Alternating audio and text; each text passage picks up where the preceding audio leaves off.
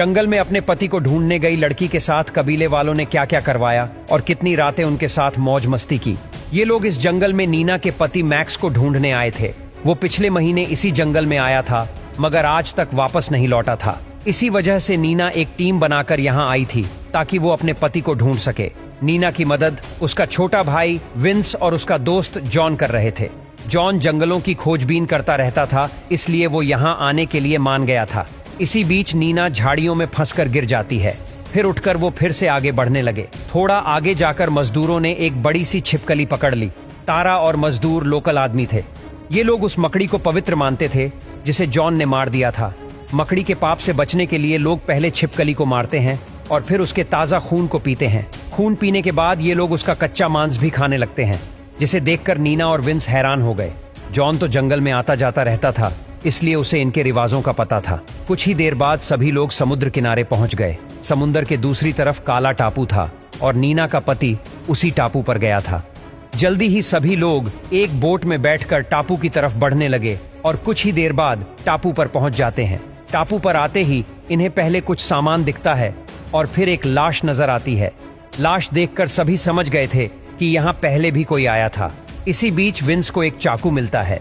इस चाकू को नीना ने पहचान लिया था क्योंकि ये उसके पति मैक्स का था। जल्द ही सभी लोग फिर से आगे बढ़ने लगे। इस टापू पर एक काली पहाड़ी थी और सभी उसी की तरफ बढ़ रहे थे। वैसे टापू पर पहाड़ी कबीले के लोग भी थे जो इन शहरी लोगों को छुपकर देख रहे थे। जॉन के पास एक गन थी। उसे जब भी खतरे का एहसास होता था तो वो अपनी गन निकाल लेता था। कुछ ही देर बाद रात होने वाली थी, इसलिए सभी ने एक जगह देखकर टेंट लगा लिए। सभी ने आज काफी सफर किया था, जिस कारण वो जल्द ही सो गए। अगली सुबह बारिश होने लगी। जॉन ने तारा को ढूंढने की बहुत कोशिश की, लेकिन तारा उसे कहीं नहीं मिलता। सभी को लगा था कि तारा डर कर भाग गया, इसलिए वो तारा को भूलकर आगे बढ़ने लगते हैं। देखते ही देखते सभी लोग एक नदी के पास पहुंच गए। नदी को पार करने के लिए सभी लोग एक किश्ती में सवार हो गए। ये लोग काली पहाड़ी की तरफ जा रहे थे और उस तक पहुंचने के लिए नदी पार करना जरूरी था। रास्ते में किश्ती एक जगह फंस जाती है। एक मजदूर जैसे ही उसे निकालने लगता है तो एक मगरमच्छ उसे पकड़ लेता है।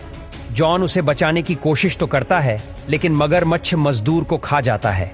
किसी तरह नदी पार करने के बाद सभी लोग फिर से आगे बढ़ने लगते हैं। इस बार दूसरे मजदूर का पैर एक जाल में फंस जाता है, जिसके बाद वो भी तड़प तड़प कर मर जाता है। मजदूर की दर्दनाक मौत देखकर सभी बेहद डर गए। आखिरी मजदूर तो इतना डर गया था कि वो डर कर एक तरफ भागने लगा था। जॉन और विंस की नजर जैसे ही उस पर पड़ती है तो वह उसे रोकने के लिए भागते हैं। उनके जाने के बाद नीना अकेली रह गई थी। वो भी जॉन के पीछे भागने लगी, लेकिन भागते भागते वो रास्ता भटक गई। तभी नीना के पास एक जंगली पहुंच गया। वो जैसे ही उसे मारने लगता है तभी विल नाम का आदमी गोली चलाता है, जिससे डर कर जंगली भाग जाता है। इसी बीच विंस और जॉन भी नीना के पास पहुंच गए। कुछ देर बाद विल सभी को लेकर माया कबीले में पहुंच गया। इसी कबीले में नीलसन नाम का आदमी भी रहता था और वो पहले जॉन का उस्ताद हुआ करता था। जॉन को कबीले में देखकर नीलसन खुश हो गया था। इसके बाद नीलसन सभी को कबीले के सरदार और सरदार की बीवी सूरा से मिलवाता है। विंस को सूरा पहली नजर में ही अच्छी लगी और सूरा ने भी उसे पसंद कर लिया था। विल नीलसन को बताता है कि नीना की टीम भूखी प्यासी थी, इसलिए एक दूसरे को जानने के बाद सभी लोग खाना खाने लगे। नीलसन को बता दिया था कि नीना अपने पति को ढूंढने काली पहाड़ी में जाना चाहती है। नीलसन सभी को बताता है कि काली पहाड़ी के पास ही पहाड़ी कबीला रहता है। पहाड़ी कबीले वाले हवस के प्यासे और आदमखोर भी है, मगर नीना हर हाल में काली पहाड़ी जाना चाहती थी, इसलिए वो उनकी बातों पर ज्यादा ध्यान नहीं देती। कुछ बाद रात हो गई और कबीले में जश्न शुरू हो गया। ये जश्न नीना की टीम के स्वागत में मनाया जा रहा था। इसी बीच सूरा विंस के पास आती है और अपने कपड़े उतारकर उसका पानी निकालने लगती है। सूरा के पीछे पीछे सरदार भी विंस तक पहुंच गया। वो जब अपनी बीवी की गुफा में विंस का डंडा देखता है तो वो टूट जाता है। इसी बीच पहाड़ी कबीले के कुछ जंगली भी माया कबीले में आ गए थे। अगले दिन नीलसन गुस्से में आकर नीना, विंस और जॉन को बुरा भला कहने लगता है। वो उनसे कहता है कि सालो तुम लोग मनहूस हो। माया कबीले में आज तक किसी का कत्ल नहीं हुआ था, लेकिन तुम लोगों के आते ही यहाँ खून खराबा हो गया। थोड़ी देर बाद नीना की टीम काली पहाड़ी की तरफ बढ़ रही थी। विल ने माया कबीला छोड़कर नीना की मदद करने का फैसला कर लिया था, इसलिए वो नीना की टीम का हिस्सा बन गया था। ये लोग अब एक नदी को पार कर रहे थे। नदी को पार करने के बाद ये लोग पैदल ही चलने लगे। काली पहाड़ी एक झरने के ऊपर थी। उस तक पहुंचने के लिए ये लोग झरने पर चढ़ने लगे। सभी लोग धीरे धीरे ऊपर चढ़ ही रहे थे कि इसी बीच जॉन का पैर फिसल जाता है और वो नीचे गिरकर मारा जाता है। जॉन की मौत के बाद अब सिर्फ 3 ही लोग बचे थे और तीनों काली पहाड़ी की तरफ जा रहे थे।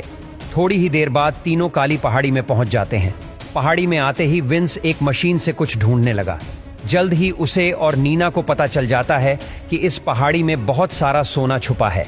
नीना यहाँ अपने पति को ढूंढने नहीं आई थी, बल्कि सोने के लिए आई थी। तभी उनके पहाड़ी के लोग पकड़ लेते हैं। कबीले का सरदार नीना के पास आता है और फिर उसे एक तस्वीर दिखाता है। तस्वीर में नीना और उसका पति मैक्स थे। कबीले वालों ने मैक्स को अपना देवता बनाया था, मगर उसकी मौत के कारण वो अब नीना को अपनी देवी बनाना चाहते थे। ये लोग नीना को मैक्स की लाश भी दिखाते हैं। मैक्स बीमारी के कारण मरा था।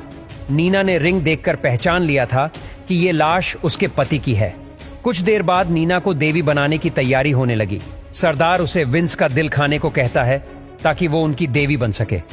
नीना उसकी बात मानकर अपने ही भाई का दिल खा जाती है।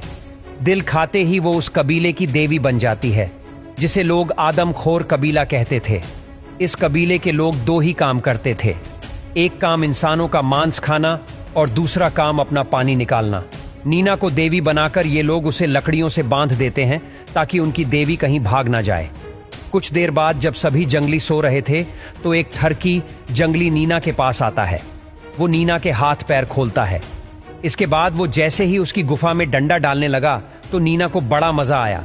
फिर वो नीना को खोलकर वहां से भाग जाता है और इसी तरह दोनों की जान बच जाती है।